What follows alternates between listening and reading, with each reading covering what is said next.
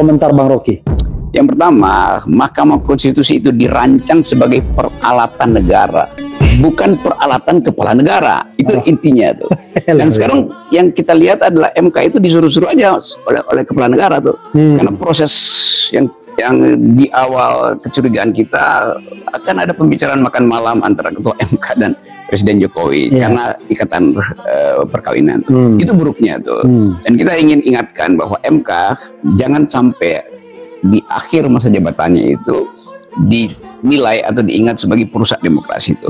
Itu yang sedang kita bahas sebetulnya di masyarakat sipil. Fungsi MK ini betul-betul menghina akal sehat kita tuh. Jadi sebetulnya kalau ada semacam persidangan rakyat yang mesti dibubarkan pertama adalah MK tuh. Karena MK membatalkan kedaulatan rakyat. Kan itu intinya kan. Oke. Gitu. Kalau kita lihat misalnya mengenai perpanjangan masa jabatan ya. Ada dua kan. Logika akal sehatnya kan Bung Rocky presiden akal sehat. Logika akal sehatnya dia mengatakan ini diskriminatif. Karena 11 lembaga lainnya state auxiliary agencies lainnya itu 5 tahun.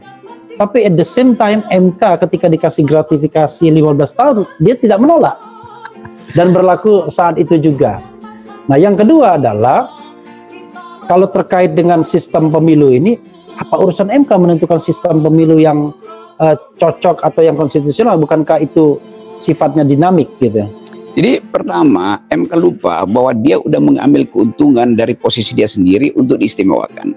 Sekarang dia mau membatalkan keistimewaan itu, berarti berlaku juga pada dia kan. Jadi mesti dievaluasi. Dan saya dengar DPR lagi berupaya juga untuk membatalkan atau memakai logika Mahkamah Konstitusi untuk memastikan bahwa Mahkamah Konstitusi ikuti aja lembaga-lembaga yang lain yang sedang dia bela hari ini kan, yaitu 5 tahun tuh. Ini akan jadi lucu-lucuan di dalam demokrasi. Ini disebabkan satu faktor, yaitu keinginan politik presiden untuk mengendalikan KPK. Karena itu peralatan presiden harus dipastikan masih bekerja di tahun politik. Jadi semua isu tentang ya ini soal judicial review basisnya udah bukan.